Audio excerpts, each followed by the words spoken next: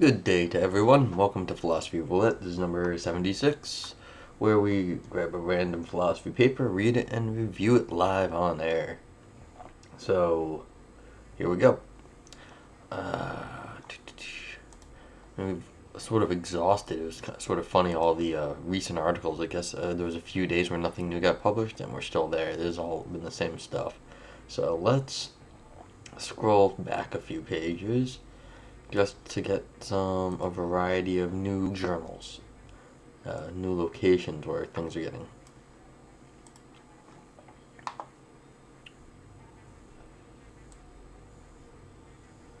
Just a few days. Although I guess I did kind of look at these a few days ago too. But anyway.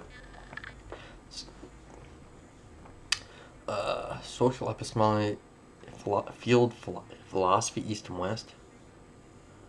Huh. There's a special issue of social epistemology. Oh, let's take a look at social epistemology.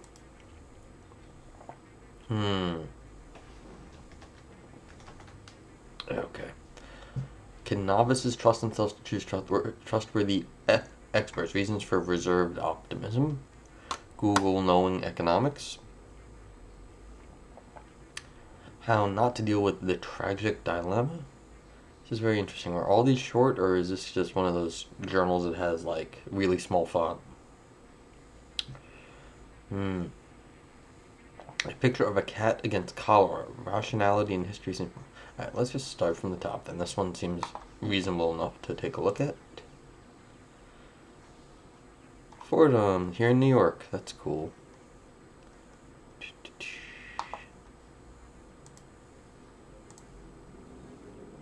Alright. Oh yeah, 29 pages. That's not gonna happen right now. Although it is double spaced. But it's like not that double spaced. Dear, yeah. I'll have to. Okay, so a little bit long. Yes, 13 pages. Alright, so 13 pages of this journal is not good. So it has to be less than 13. Yeah. So this is 11, but still. 12. Yeah, see, this is the thing. 11. So this one is just 8 pages. Alright, let's see what this one is. Science's ethical mode of life. Weber's Wissenschaft als Beruf. I don't know how to speak German. I should probably learn that one day. No. Okay, it's not available. Okay. Too bad on social epistemology. Let's see. Social theory and practice. Deleted. I've never actually seen that before. I wonder why that happened. Interesting. Sports ethics and philosophy. Studies in Christian ethics. Okay, so we got social theory and practice. Nope, nothing of length. Philosophy and football. Alright. Sports and climate change. The death of Test cricket. What a poor little bug. Alright, so the philosophy of football. I mean, American football?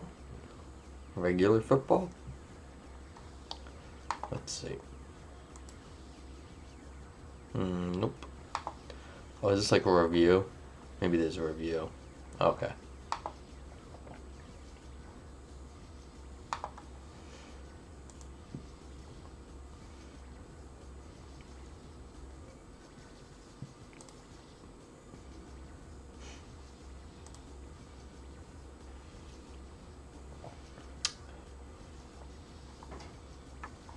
Oh, this might be open access. That's kind of cool. Well, let's just take a look if we can.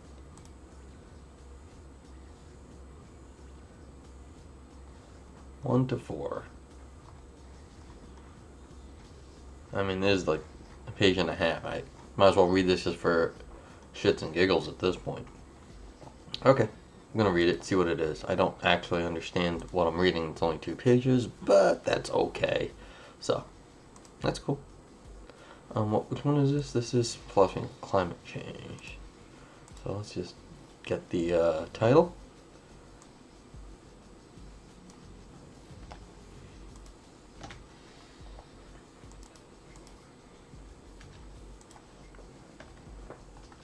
Yeah, and so if you're ever here in the chat live and or want to grab the paper that I'm under discussion, type exclamation point paper in the chat box, and the link will pop back up.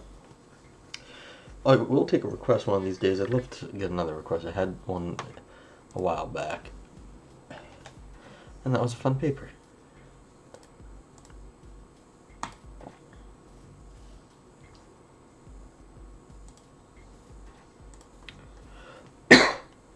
Okay, so what could this be? Sports and climate change. In October 2019, shortly before winning his sixth Formula One Drivers' Championship title, Lewis Hamilton confessed through his Instagram account that he felt like giving up on everything, shut down completely. The reason for this expression of despair was eco-anxiety. The world is such a mess and people don't seem to care, Hamilton added.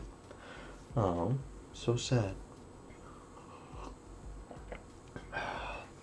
There was the inevitable social media backlash. Yeah. But it is worth bearing in mind that, as far as the threat of climate change goes, most of us are hypocrites. We may be concerned, even fearful and anxious about the impact that climate change will have on our lives, and crucially, the lives of our children and grandchildren. Nonetheless, we shy away from the profound inconvenience that changing our lifestyles will cause, at least if those changes are going to make a real difference. Will I, for example, fly to the next European Association for the Philosophy of Sport, British Philosophy of Sport Association conference in Paris 2020? Well, I think you should swim across the channel. That'd be the best one, shouldn't it? I promised myself that I would take the train, but it will be a longer and more expensive journey. We'll see. Hamilton's outburst does help to bring to the fore the relationship between sport and the environment, and thereby to highlight a topic that has been more or less neglected by philosophers of sport. See Lowland 01 for an ecological critique of the pursuit of records in sport.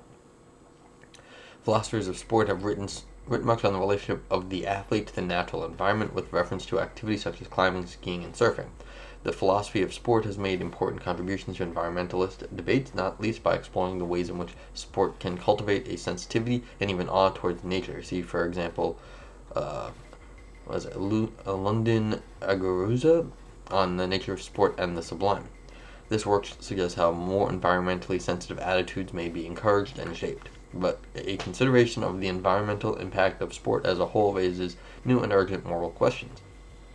There has been significant research carried out on environmental impact, the ecological footprint of sport. Andrea Collins and her colleagues have published widely on this. And Lucy Thibault has drawn attention to globalized sports' ecological footprint as an inconvenient truth. Major sporting events, be these international festivals such as the Olympics and the plethora of World Cups that we have enjoyed in 2019, or domestic competitions, have major impact through the traveling of athletes, spectators, and the media, the provision of food and accommodations during the event, and the building of new stadia and facilities, some of which may struggle to find fruitful use subsequently. It's true. Stadiums are very odd things in the economy because they only get used once or twice and then they just sit empty for a long time. I mean, we have the U.S. Open tennis tournament here in New York. The entire facility sits closed the rest of the year, and I mean, it costs a huge amount of money to maintain, upkeep, and everything. It's just amazing. It is also I believe to be the single most attended sporting event in the entire world every year, because you've got millions of people flocking in daily or whatever it is into the area, and it's just like, it's crazy. Well, not millions of people flocking in, but you've got so many people coming through the facilities every single day that it's the single biggest single event tournament yearly. So it's an interesting thing. The 2019 IAAF World Athletics Championships held in Doha possibly brings such eco-anxiety to its apotheosis. There was something intuitively alarming about stadia that had to be cooled in order to create reasonable conditions for the competition. Yeah, that one was a little nuts. The environmental campaigner might ask why championships should be held in locations that do not have suitable climates. Similar concerns might be expressed over the increasing need to create artificial snow for competitive or even leisure skiing. But one might ask whether it is acceptable to heat a sports hall in a cold climate. I suspect that at least those of us who live in the North might often fail to recognize the impact of our own heating, at the risk of being self-righteously judgmental about another's cooling. Yeah. But cooling is a lot harder to do than heating, so there might be a question of degree there. I mean, cooling, I don't know. That's actually a very good question. Is there a difference in energy levels in cooling and heating, and what exactly does that consist in? I mean, we shouldn't hate on people just because they live in a hot or cold environment, but it does seem like the cooling is technologically much more sophisticated, and so something else is going on. It's like there's some sort of maybe supply chain issues that no matter what you do, cooling will always have a much bigger impact. But that's not to say I actually have any idea what the impact of heating is either. Is it just because it's an established supply chain that we can burn stuff and make heat? I don't know. But something I hadn't thought about. Environmental concerns give rise to a new set of moral questions for sport. At its most brutal, it might be asked whether large-scale international sports events are any longer morally acceptable in the face of climate change. You know, this paper is actually sort of prescient in the fact that with the COVID-19 that we can't have large-scale sporting events because of the pandemic. So this could all be applied equally to, or almost equally, the current situation. Hamilton participates in a sport that, I presume, has a high ecological footprint through the staging of a series of races across the globe, but also a sport that glorifies the international combustion engine and so the consumption of non-renewable fossil fuel. This was the theme of the social media backlash to his Instagram message. It might reasonably be asked if a Grand Prix featuring electric cars, which has been proposed, would have the same appeal to the current followers of Formula One. Cyclists need not get too smug at this point, as the major road races such as the Tour, Giro, and Vuelta also have enormous ecological footprints, thanks in no small part to the entourage of support vehicles and media that follow the cyclists.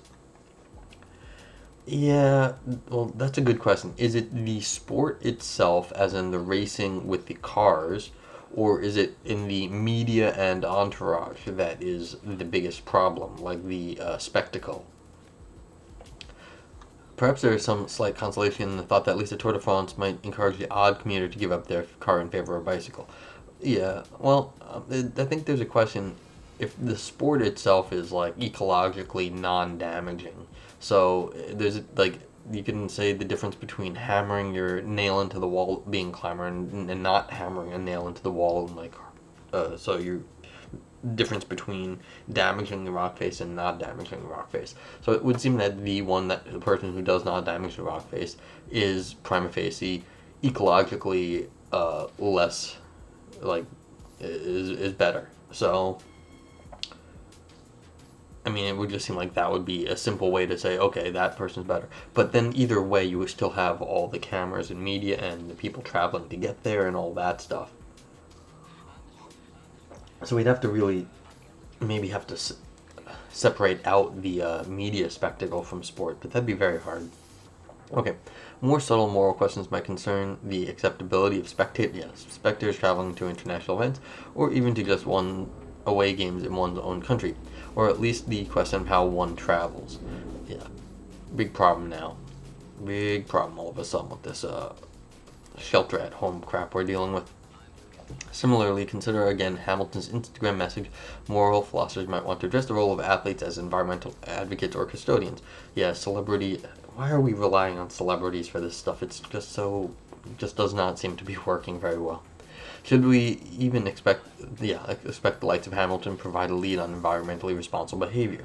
Indeed, the environmental challenges that athletes who are successful and wealthy as Hamilton perhaps bear little comparison to the everyday challenges faced by their fans and followers.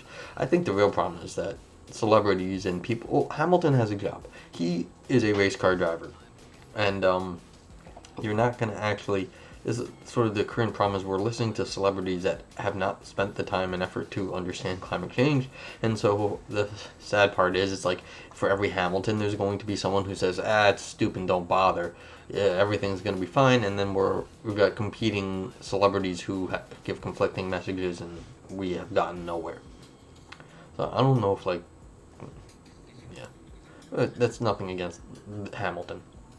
Anyway, so while environmental scientists, economists, and social geographers such as Collins might have begun to establish how we should document and measure the environmental impact of major sporting events, the articulation of a moral framework to guide debate over what is unacceptable or acceptable practice has not developed significantly enough.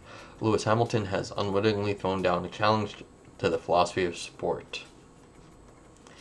Well, this was a cute little essay. I mean, it's like, I did not know the philosophy of sport had not dealt with the ecology problems and climate change.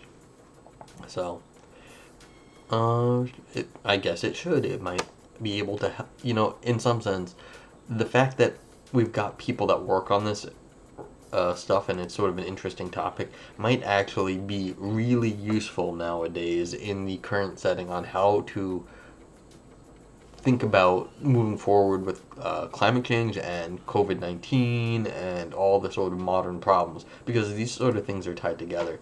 And so this is actually an important topic because it's so related to the current situation, and it will matter going forward. So for that reason, I think this is actually super important.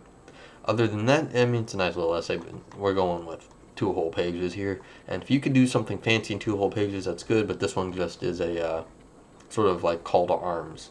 Like, why haven't we talked about this? We should talk about this. So that's good.